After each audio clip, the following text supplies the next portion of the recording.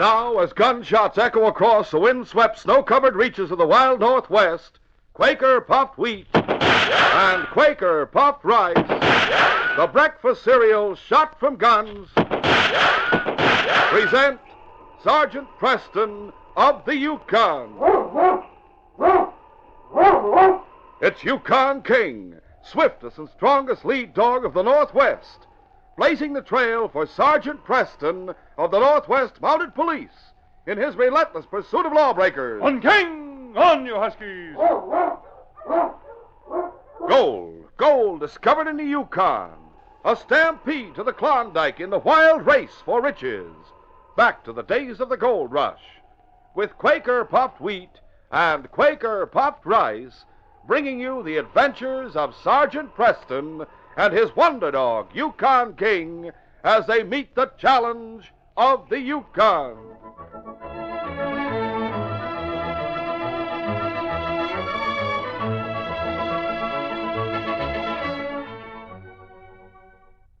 There's no one that can make a better cereal than Quaker puffed wheat. It's neat. And when you hear that shootin', you're darn tootin' that Quaker makes the ones shot from guns. Not only that, Quaker puffed wheat and Quaker puffed rice are the ones that give you added food values of restored natural grain amounts of vitamin B1, niacin, and iron. And delicious, just taste 'em. They're full of bang-up nut-like flavor. For a nutritious treat that can't be beat, eat Quaker puffed rice and Quaker puffed wheat.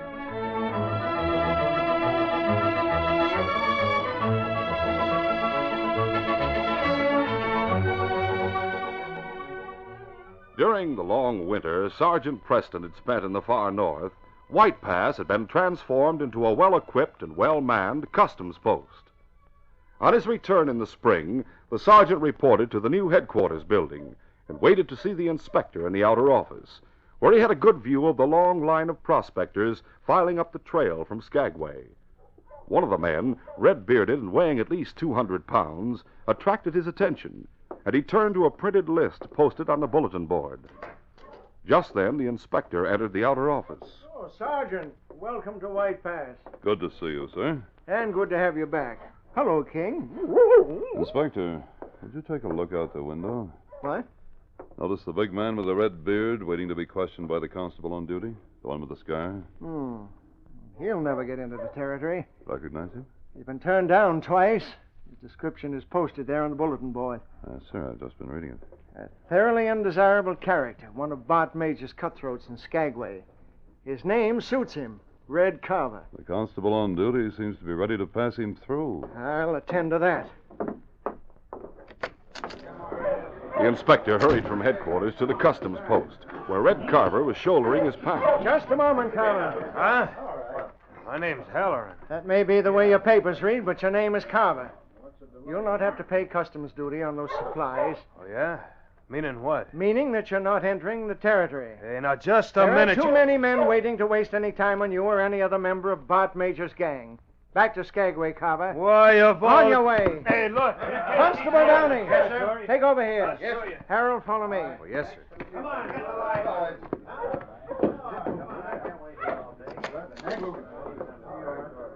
This is Sergeant Preston, Constable. Just back from a winter in the Klondike. Hello, Sergeant. Hello. Constable Harold has been with us just a few weeks. Constable, you very nearly made a serious mistake. Well, sir... Read this, where I'm pointing. Red Carver, age 35, weight 200, height 6 feet, red hair, blue eyes, deep scar on left cheek. You were supposed to have memorized every description on this list. Oh, I did, sir. The reason for that was to make it possible for you to recognize and stop any of the men who tried to enter the territory while you were on duty. I understand, sir. Have you any explanation for not stopping Carver? None, sir. Except that I've examined the papers of a great many men this afternoon, and I wasn't paying much attention to their faces anymore. Well, there's been no harm done. Carver's been turned back, but in the future... It'll never happen again, sir. I must impress on you how important it is to keep these men out of the territory. I realize that, Inspector. Then in the future, be more alert. I shall, sir. That'll be all. Yes, sir. That was Sergeant Preston's first meeting with Constable Harold. He saw him at supper, but had no opportunity to talk with him until later that evening in the barracks. Harold was patching a small hole in the coat of his dress uniform when the sergeant stopped beside his bed. Evening, Constable. Oh, hello, Sergeant. What happened to your tunic? Oh, nothing. I just ripped it. Looks like a bullet hole. Oh, no, Sergeant. Just a tear. Too bad that old Sam isn't here. Sam? From the supply room at training headquarters. He was a wonder with a needle. Oh, yes. Good old Sam. Yes, I could certainly use his help. But this will have to do, I'm afraid. Well, it doesn't look too bad. I think I'll take a walk before I turn in. See you in the morning, Constable. Good night, Sergeant. The sergeant's walk took him straight to the inspector's cabin. They talked for some time of the Northwest Mounted's activities in the Klondike. And then the sergeant turned the conversation to Constable Harold. I've just been talking with your latest recruit, Inspector. Oh, he has a great deal to learn. I'm wondering if he was wearing his dress tunic when he reported for duty. Odd that you should ask that, Sergeant. Why, sir? Because he wasn't. It was his first breach of regulations. I called it to his attention, but he explained that torn the coat on bolt. I saw the tear this evening. Looked like a bullet hole to me. What? Not only that, but the material around the hole is discolored a little. Bullet hole? In the chest, directly over the heart. Well, obviously the hole couldn't have been caused by a bullet Or Constable Harold wouldn't be alive. Exactly. But is he alive, Inspector? What are you suggesting, Sergeant? That the man who calls himself Constable Harold may be an imposter. Indeed. A few minutes ago, sir, I said to him, too bad that old Sam from the supply room at the training barracks isn't around to repair your tunic. He said, yes, good old Sam. Sam? John Wilkes has been in charge of the supply room for as long as I remember. He's the only one at headquarters who does any tailoring. I know that, and so do you, sir. But Constable Harold didn't seem to.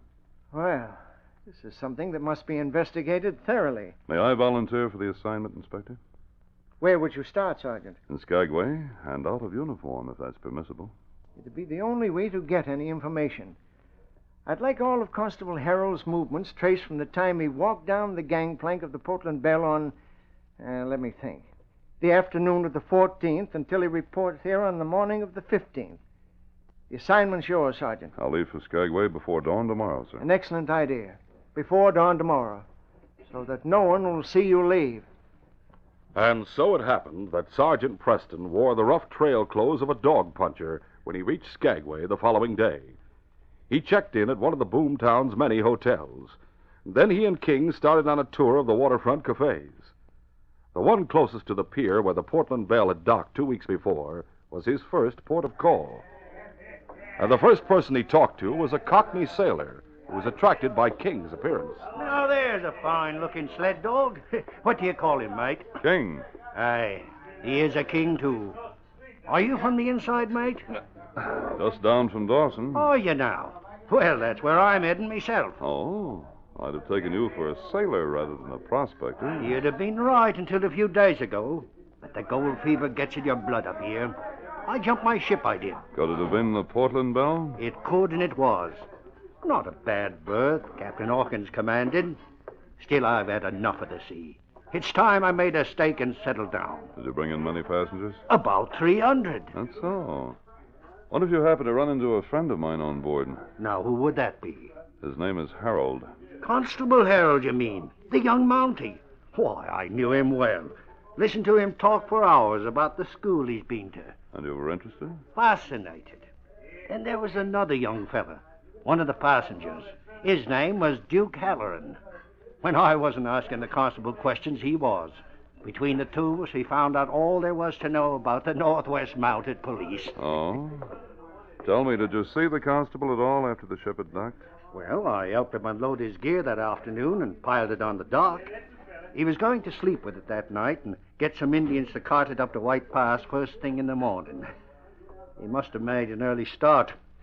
He was gone when I hit the deck. Too bad. Too bad. I thought to myself at the time, too bad the constable didn't stick around. Even if he doesn't have any authority in Skagway, he'd have made some sort of investigation. Investigation of what? There was a shooting that night, a murder. It happened down at the end of the docks. Who was killed? One of the passengers on our ship. He'd been showing a lot of money on board. I suppose he made the mistake of doing the same thing in Skagway. Maybe you don't know it, but there's no law in this town. Things may be different when the Northern Star gets in tomorrow or the next day. They say there's a company of Marines on board her. Oh? But I'm talking about no law at all. You said the constable was sleeping on the dock. He was, to make sure nobody pinched his gear. Wouldn't he have heard the shots? It wouldn't surprise me It wouldn't if surprise me if someone stopped that mouth of yours for good, Smitty. Oh, it's Mr. Carver. I beg your pardon, Mr. Carver. Did I happen to mention your name? Well, you hadn't better. As for you, mister, Talking to me? I'd advise you to mind your own business. And get that mangy dog out of here. As Red Carver kicked King, the sergeant sprang to his feet and swung hard. His fist connected solidly with Red's jaw. Red staggered back against the bar. And then, with a roar, I'll fix you. he charged the sergeant, and the fight was on. We'll continue our adventure in just a moment.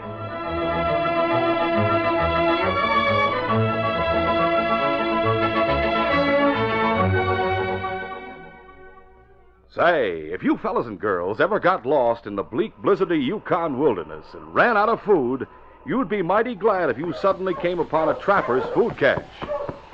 Whoa, whoa, you huskies, whoa there. Say, there's a trapper's food cache.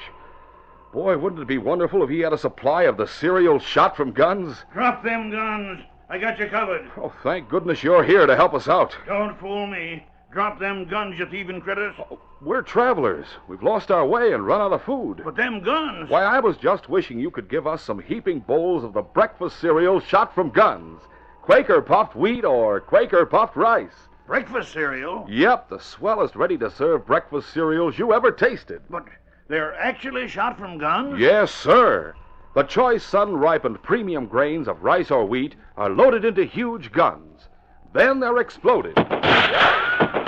And out come big, giant grains up to 8 times normal size. They're magnified, crispified, and shot through and through with bang-up nut-like flavor. Say, I reckon I'd better stew some in my food cache during the fur trapping season. Oh, they're mighty nourishing for breakfast, lunch, or supper. Quaker puffed wheat and Quaker puffed rice furnish added food values of restored natural grain amounts of vitamin B1, niacin, and iron. Well, I'll sure get me some next time I go to town. That's what you fellas and girls ought to do. Remember, too, Quaker puffed rice and Quaker puffed wheat are the ones shot from guns.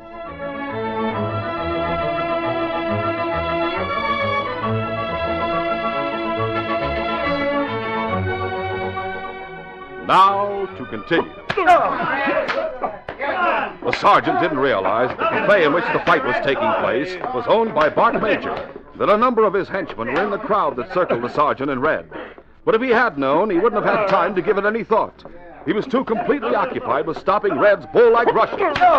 Red wasn't observing any rules, was only looking for an opportunity to kick and gouge. But the sergeant had fought rough and tumble fighters before, and his straight rights and lefts forced the burly outlaw to keep his distance. Finally, Red began to weaken, and the sergeant saw his chance. He stepped in and drove a terrific left to the solar plexus. Red's face twisted with pain and his guard dropped. In the next instant, with all the force he could put behind it, the sergeant's right landed squarely on Red's jaw. The outlaw staggered a step or two and dropped to the floor. Pale Red's friends began to close in. Warned of the danger by King, the sergeant backed against the wall. Then a voice rang out from the end of the cafe. All right, that's enough. Bart Major was standing in the door of his office. At his command, the place became silent. There's been enough furniture broken in here. You handled yourself well, stranger. Think so? Yeah. You're the first man in Skagway to give Red Carver a beating. I might be able to use you. How? I'm not sure. Why don't you drop around tonight and we'll talk it over? Any particular time? Then you're interested, huh? I may be. I hear you rule the roost here in town. You recognize me. What's your name? Jackson will do. Jackson it is. Make it about 10 o'clock, eh? 10 o'clock it is. Until then. Come on, boy. Go, Red. Fog rolled in from the sea that night. When the Northern Star steamed into the harbor, she dropped anchor offshore. The sergeant watched the progress from the dock in front of Bart Major's cafe. Waiting for clearer weather to tie up, King. Skagway can certainly use that company of Marines she's carrying. Well, come on, boy. Time to keep our appointment with Major. The sergeant crossed the street to the cafe. The place was filled to capacity, and as he threaded his way through the crowd to Major's office, someone pulled at his arm. Jackson, Oh, hello, Smithy. sit down here a minute. All right. I found out something this afternoon. On the night the Portland Belle docked 2 weeks ago, there were 2 murders, not one. The passenger with all the money, and who else? Granger, the bloke with the money, and your friend, Constable Harold. Smitty, do you have any proof of that? Only his body, that's all. Stripped of his clothing it was, and washed ashore on the beach at Dyea. The men who found it are holding off the burial until the Marines arrive. But, Smithy, a body that's been in the water 2 weeks, how could anyone identify it? There was a chain around the wrist with the man's name on it. Constable Harold, Northwest Mounted Police. Oh. Now, mate, you gonna join hands with the man who murdered your friend? There's absolutely nothing to connect Bart Major with the killing. You have my word. That isn't enough. Excuse me, Smitty. Where you going? To keep my appointment with Major. After what I've told you? To play his game, Smithy, until I can start playing my own. Ah, now I get it. Well, it's a mighty dangerous game, if you ask me. But the best of luck to you, Jackson. Thanks, Smithy. Come on, King.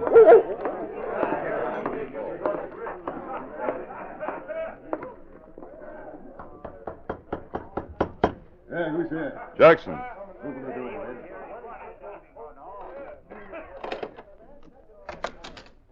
Still got that dog with you? He'll not make any trouble if you don't. Never mind the dog, Red. Come in, Jackson. As the bolt clicked behind him, the sergeant noticed another door on the far side of the room, a door that led to the outside. He pulled a chair from the wall and sat down. Well, Major, I'm here. Red doesn't think you should be trusted, Jackson. Oh? Why not? He heard you and Smitty talking about a shooting this afternoon. He heard Smitty talking. Smitty likes to talk.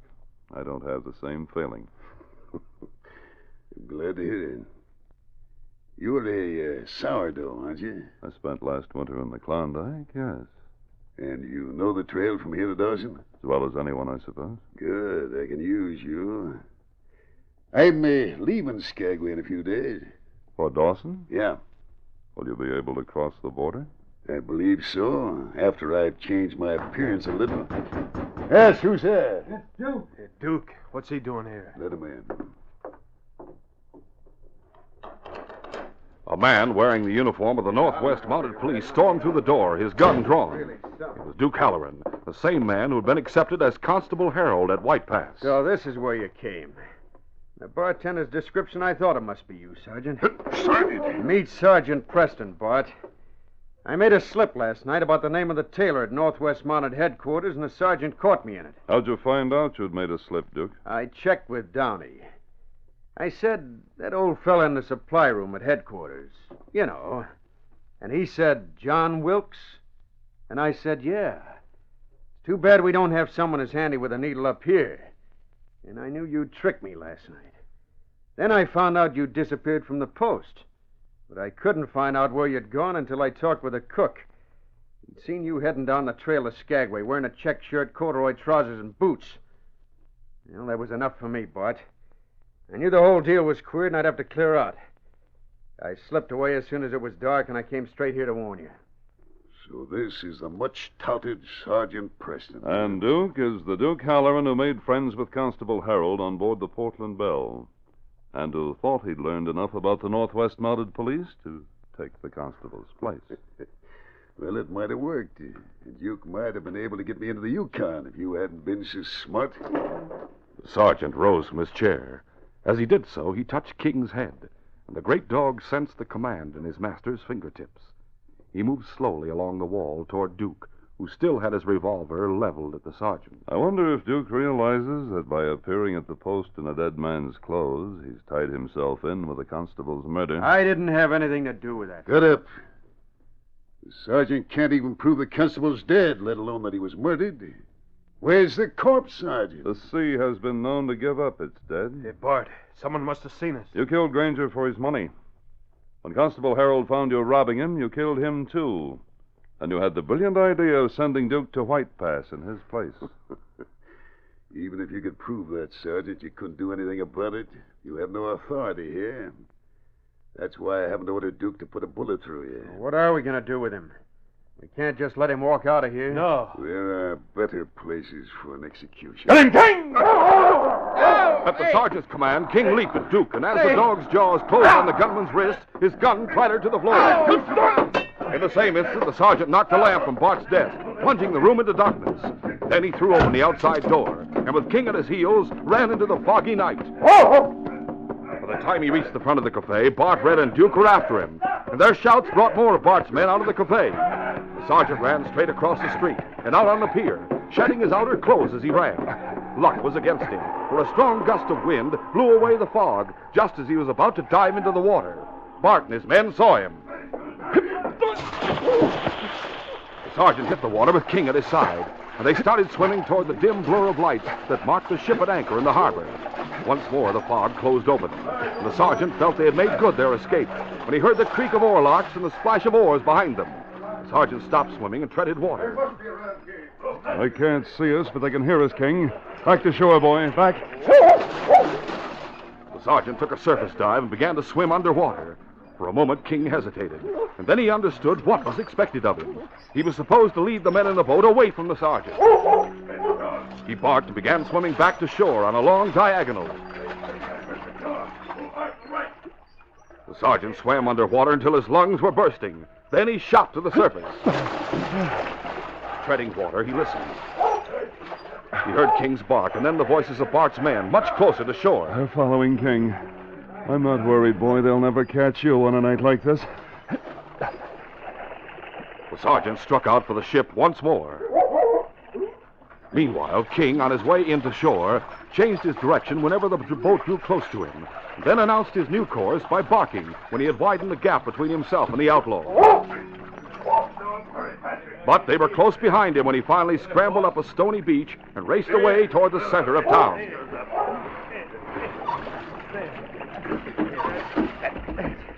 Preston will try to make it a White Pass now. We may go to his hotel first to get some dry clothes. You and I'll go there, Red. Sure. Duke, pick up some men at the cafe and put a guard on the trail of White Pass. Right. All right, come on, Red. Right. An hour later, there were only a few men in Bart's cafe when the sergeant strolled in with King at his side. The sergeant was wearing a blue shirt and dungarees, and he dropped into a chair beside Smitty.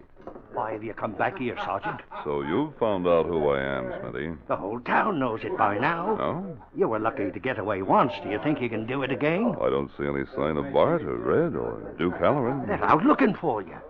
Yeah, and there goes the bartender out the door. You tell them you're here. I hope so. Hope so. They mean to kill you. Oh, I doubt if they'll commit murder before this many witnesses. They'll force you to leave with them, and then they'll... I'll tell you a secret, Smitty. What's that? The Marines have landed. You don't say.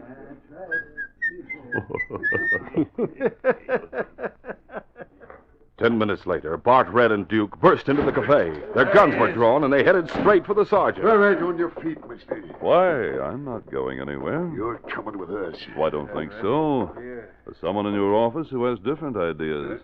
Captain, they're here. The door of the office opened, and the young captain entered the cafe, followed by a squad of Marines. May I present Captain Marshall, United States Marine. Disarm the men. No, wait a minute. Wait for what?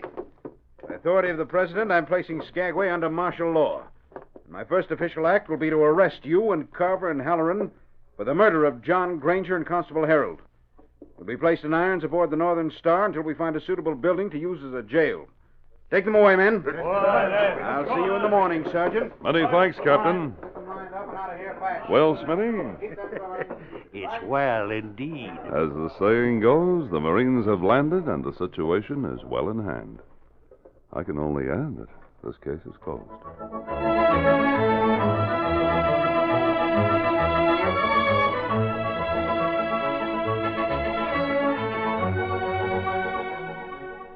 Sergeant Preston will return in just a moment with a word about our next exciting adventure.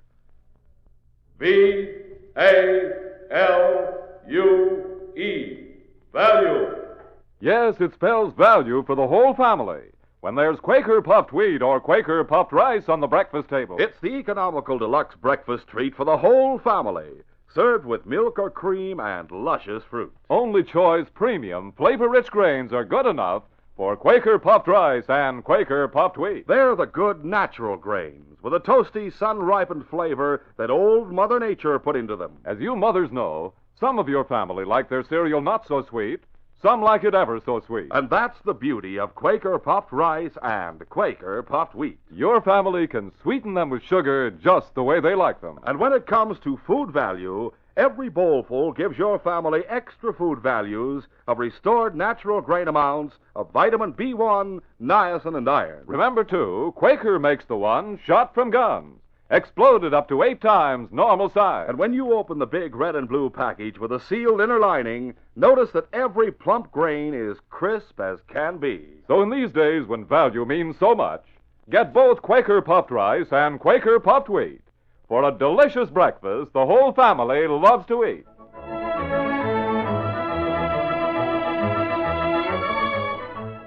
And now, here is Sergeant Preston. Sergeant Preston reporting for duty, Inspector. Sergeant, we've had word that Slim Carson and Sam Raybert have been seen going toward the town of Little Port. Those two have been wanted for a long time. I'll go after them immediately, sir. You'll have to move fast. If they're in Little Port, they'll probably head for the border. If they reach it, they'll escape punishment for their crimes. I'll do my best to capture them, sir. Sergeant Preston doesn't know that the outlaws anticipate pursuit. A carefully planned robbery is timed to kill the Mountie, leaving them free to make their escape. Be sure to hear this next exciting adventure. These radio dramas, a feature of Sergeant Preston of the Yukon Incorporated, are created by George W. Trendle, produced by Trendle Campbell Enterprises, directed by Fred Flowerday, and edited by Fran Stryker. The part of Sergeant Preston is played by Paul Sutton. Sergeant Preston of the Yukon is brought to you every Tuesday and Thursday at this same time by Quaker Puffed Wheat and Quaker Puffed Rice, the breakfast cereal shot from guns.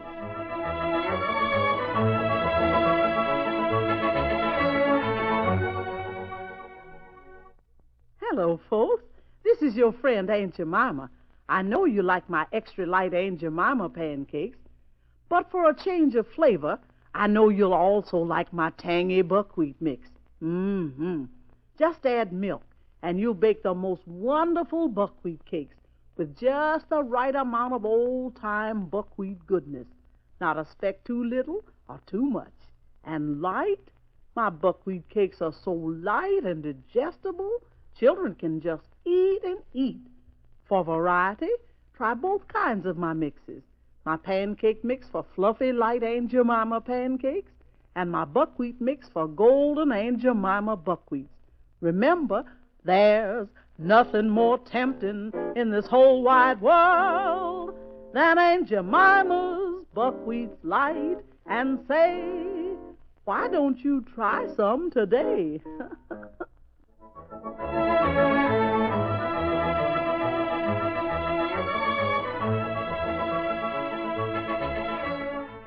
Listen, fellas and girls, have you joined the March of Dimes? Well, your dime counts. Your dime is one way to help crippled boys and girls walk the way you do. So get that dime out of your pocket. Have it ready to give today, for that's the way to join the 1952 March of Dimes. This is J. Michael wishing you goodbye, good luck, and good health from Quaker Puffed Wheat and Quaker Puffed Rice. So long. Listen tomorrow at the same time to the Green Hornet, brought to you by the drink that makes you feel fresh again, delicious Orange Crush. This is the Mutual Broadcasting System.